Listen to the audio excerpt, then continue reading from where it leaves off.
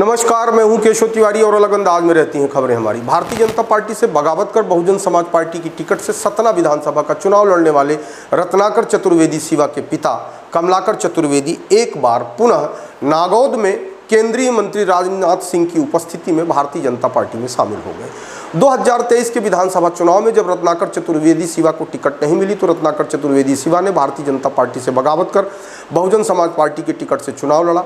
कमलाकर चतुर्वेदी भी पूरी तरह से उनके साथ थे।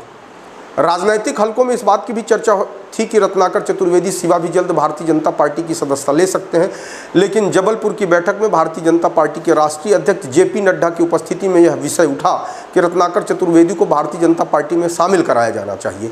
लेकिन जिले स्तर पर अन्य नेताओं की बातचीत के चलते रत्नाकर चतुर्वेदी सिवा की एंट्री कुछ दिनों के लिए रोक दी गई है, जबकि कमलाकर चतुर्वेदी भारतीय जनता पार्टी में शामिल हो ही गए हैं।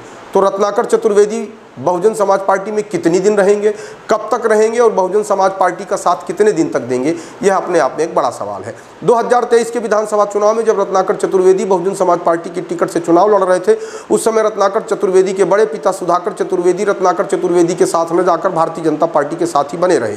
उस समय लोगों ने सुधाकर चतुर्वेदी को लेकर अप्रत्यक्ष रूप से कुछ टिप्पणियां की थी कि आखिरकार भाई ने भाई का साथ नहीं दिया, लेकिन बड़े भाई सुधाकर चतुर्वेदी को इस बात का अंदाजा था कि रत्नाकर चतुर्वेदी गलत कदम उठा रहे हैं, चुनाव हारने के बाद अंततः भाजपा में लौटकर आएंगे, इसीलिए उन्होंने भारतीय जनता पार्टी नहीं छोड़ी। आखिरकार उस समय सुधाकर चतुर्वेदी का जो निर्णय था वह कहीं न कहीं कमलाकर चतुर्वेदी के एक बार पुनः भारतीय जनता पार्टी में शामिल हो जाने के बाद लोगों के समझ में आ ही गया होगा। कमलाकर चतुर्वेदी ने अपनी राजनीति कांग्रेस पार्टी के साथ शुरू की थी। कांग्रेस में कमलाकर चतुर्वेदी विद्याचरण शुक्ल के समर्थक माने जाते थे। बहुत दिनों तक कांग्रेस सेवा दल के जिला अध्यक्ष थे, लेकिन जब गुलजेर अहमद हिमाचल प्रदेश के राज्यपाल बने और उन्होंने कांग्रेस की टिकट सतना विधानसभा से अपने बेटे सईद अहमद को दिला दी, उसी दिन से कमलाकर चतुर्वेदी का कांग्रेस से मोहभंग हो गया। उसके बाद कमलाकर चतुर्वेदी ने भारतीय जनता पार्टी ज्वाइन कर ली और भारतीय जनता पार्टी ने इन्हें अमरपाटन विधानसभा से टिकट दी, लेकिन कमलाकर चतुर्वेदी राजेंद्र सिंह से चुनाव हार गए।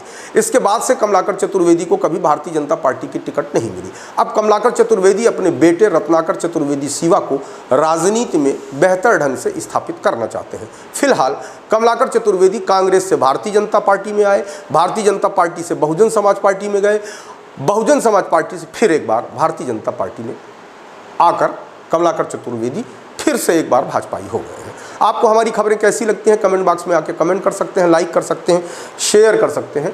और यदि आप विशाल खबर चैनल को देख रहे हैं और अभी तक आपने विशाल खबर चैनल को सब्सक्राइब नहीं किया है तो विशाल खबर चैनल को सब्सक्राइब कर हमें अपना आशीर्वाद जरूर प्रदान करें।